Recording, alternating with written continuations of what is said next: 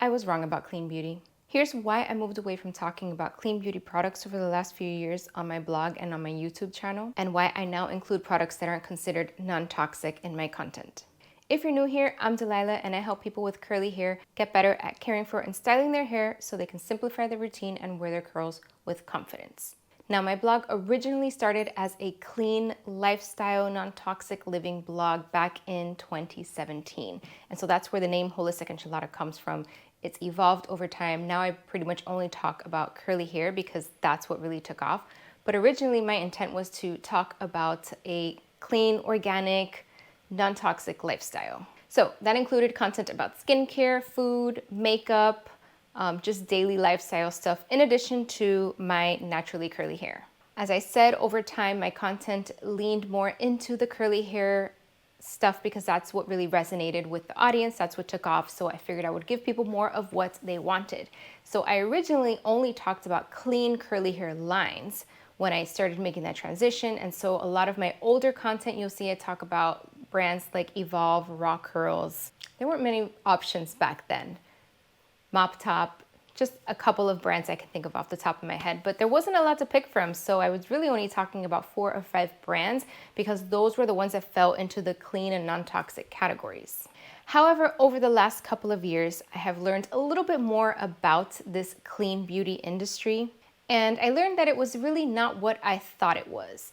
And now I'm not saying that using clean products is wrong or bad. I still promote a lot of the same products that I used to promote. I mean, I haven't changed other than I've added more into the types of products that I talk about. I still really love organic products and what's considered clean, but for different reasons, and I'll get into that in this video.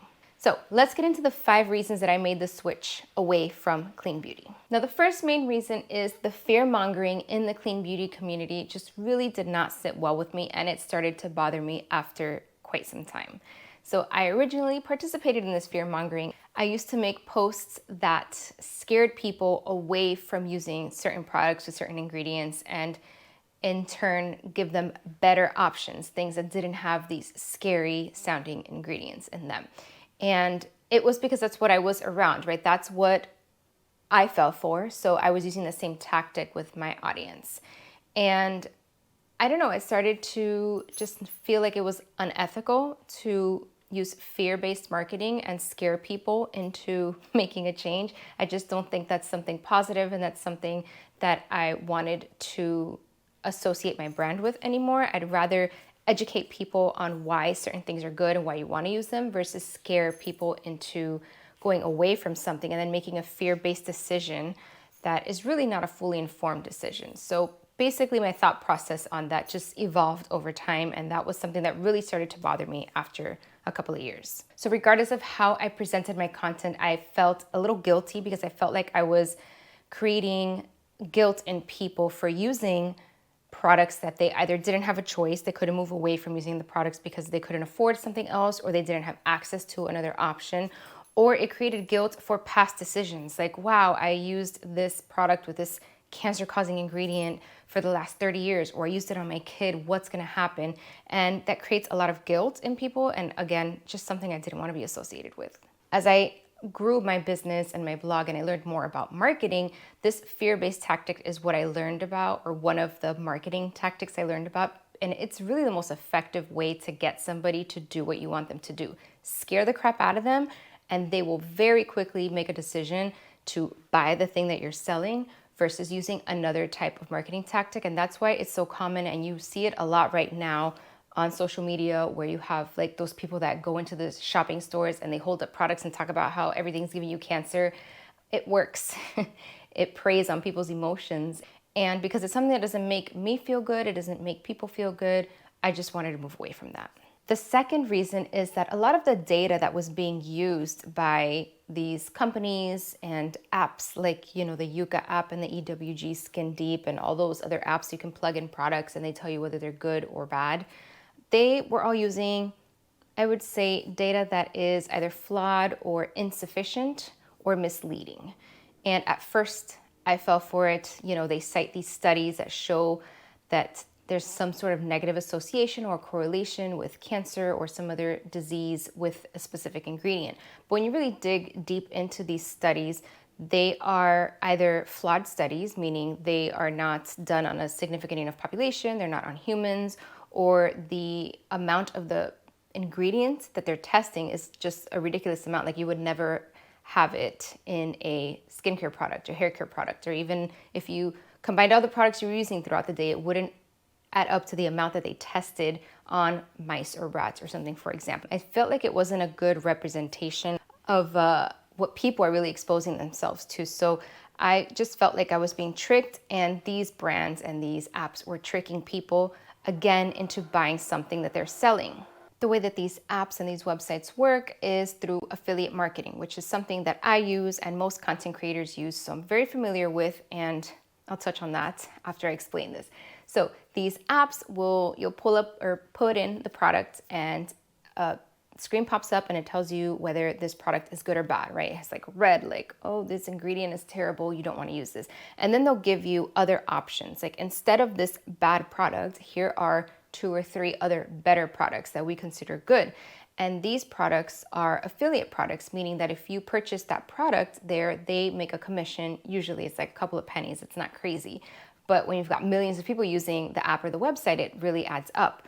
So there is a financial incentive there. Fine. I mean, they're a business. They're just trying to make money. But that's the only thing they're doing. They're just scaring you into buying through their affiliate links. They're not providing any education. They're not providing anything else, right? They're just trying to get you to buy the products they're recommending. That's it. So I just feel like it's a little shady. And while I do use affiliate marketing, I make money other ways too, so that I don't have to rely on it like that. I only recommend things that I truly believe in. I sell my own digital products so that I don't have to rely on these types of marketing tactics. I also dug a little deeper into like the beauty industry regulations and scientific studies. And one thing that I hadn't really considered before, but I knew, but I just really didn't think about it, is how science is always changing, right? So a study can come out and say something that, they'll interpret something a certain way, but then you'll follow up with 3 or 4 more studies and they'll realize that that first one was wrong, and they'll find more evidence in the opposite direction, or they'll kind of go in a different direction with their interpretation. And that's normal. Science is always evolving because we're always testing things and we're always learning more about stuff. I mean, how many things have changed from when we were children or when our parents were kids? Now we know more about certain things and the science has evolved. So it's normal for there to be studies that prove something is bad, and then you can find a study that proves that same thing is good.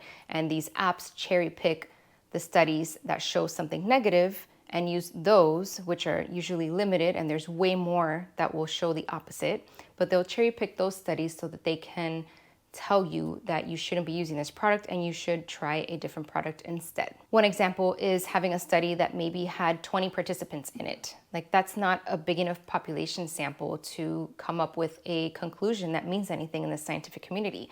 Now, if you're testing something on 3,000 people or 40,000 people, that's more meaningful. But if you've got a test done on 20 people, then, that's step 1. Okay, maybe there's a correlation. We need to do a little bit more testing on this, but I would not use that as a basis to say this ingredient does this, because that's just insufficient data.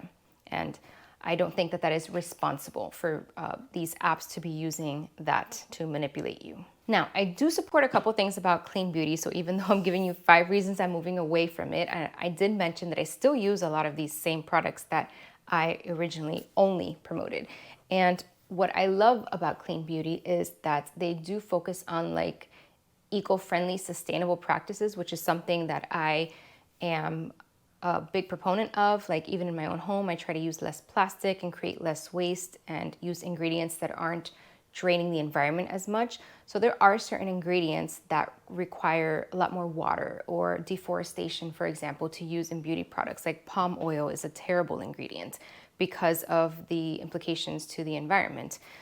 Plastic, we all know, is terrible. So yes, I would love to support brands that are doing things that are better for the environment. And that's one thing that Clean Beauty does as far as sourcing their ingredients and packaging the products. They also really pushed the transparency theme along a lot of brands. And because they print on their labels, like free of this, or they started promoting the natural ingredients in there, then a lot of other brands started kind of following suit and being a little bit more transparent about their formulations and where they were sourcing the ingredients from. So that's definitely a positive that came from clean beauty as well. And of course, cruelty-free.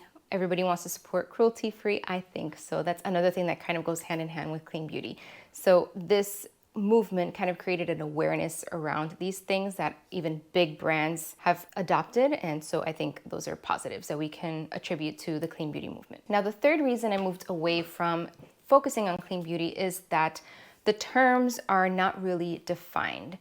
There's a lot of greenwashing in the community, meaning people or brands will use words like natural, organic, clean, non-toxic to label their products or ingredients, but there's no definition for what clean is, what non-toxic is, right? That you can't there's no uniform definition that everybody abides by. You ask 5 people to define those words, you'll get 5 completely different definitions. So they really don't mean anything, because something could be clean to me and to you, you would consider that a terrible thing, a terrible product, terrible ingredient, right? It's very subjective.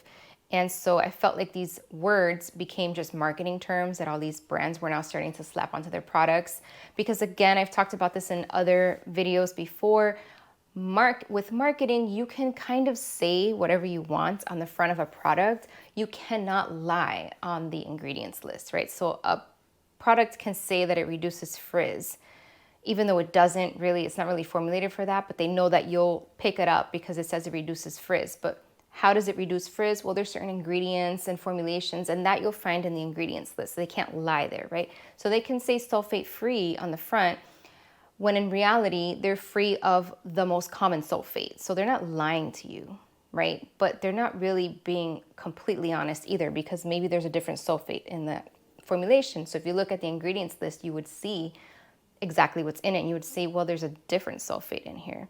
Or they'll say silicone free, but then they have other plastics in there that are just like silicone. So it's like, what's the point?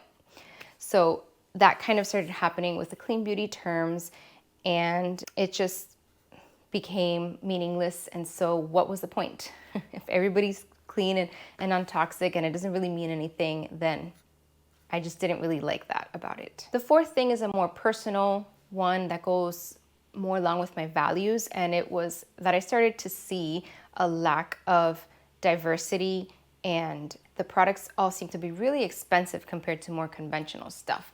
So as a Latina and somebody who didn't grow up with a lot of resources, this always was like a disconnect with the clean beauty world. I personally could not afford any of the products that I was promoting because they were all way out of my price range. I didn't make enough money to be buying these products. Frankly, I still couldn't buy a lot of them. You know, $100, $150 for a cream, that's ridiculous. Like, I can just go to Walmart and buy a $15 or $20 cream that basically does the same thing, right? Why would I spend $150? Oh, because it's clean and non-toxic. You know, so they were using those terms to kind of charge a little bit more, but also the lack of diversity. When you look at the branding for a lot of these companies, it was just white, upper class, young women. That's it. It was like women in their 20s. They were all white. They have beautiful skin or beautiful hair. You know, everything is perfect. And the messaging and the branding kind of all surrounded that. So I felt like it didn't speak to me. I felt like none of the brands represented me, and I couldn't connect with any of that. So it was hard to, as I grew my brand and kind of figured out what I wanted to be promoting with my blog, diversity is a big, important thing for me. And most of these brands just weren't doing that. They are now.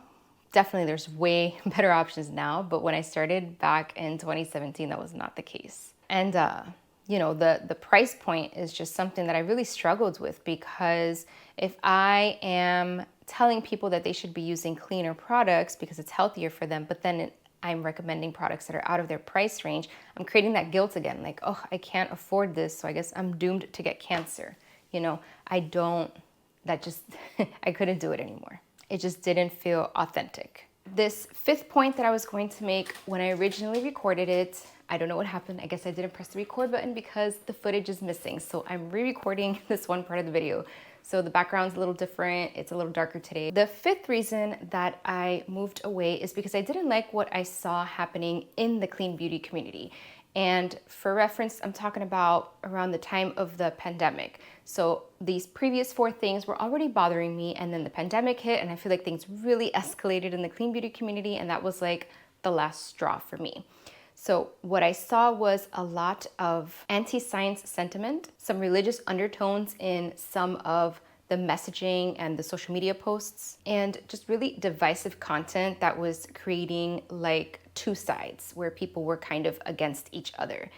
And a lot of that was political. Things were starting to get political at the time. And I just felt like it was a very negative and not inclusive community. It started to become more like the political, religious, kind of fanatical stuff. And again, not part of my values. I really want to make sure that I'm being inclusive of everyone who has curly hair. And I don't want to be excluding people by being part of a community inadvertently that I don't know is putting out a message that I don't agree with. At the same time, misinformation started going really viral, and this ties in with my other previous 4 posts. When you have marketing that is fear-based and you have cherry-picked data and studies, then it's really easy to create a lot of misinformation, and it was really widespread in the clean beauty community. So again, that just everything that was happening in there at the time, just a culmination of everything, and I decided that this was it. Those are the 5 reasons that I stopped focusing on clean beauty on my blog and my channel. I would love to hear your comments, thoughts, and opinions on the clean beauty movement. So let me know in the comments what you think about everything that I talked about. And if you're curious about more of the scientific content about like the safety, product safety, ingredients, testing, all the stuff that I mentioned earlier, I will link to a couple of videos in the description. Now moving on to another controversial topic, the curly girl method and why I don't recommend it anymore. If you want to know my thoughts on the curly girl method and why it stopped working on my hair and why it might not work for you, then watch this video next. It's called Why I Quit the Curly Girl Method, and in it, you'll learn the exact reasons that I stopped following the curly girl method. Just click on the video you see on your screen and I'll see you there. Kiki, come on.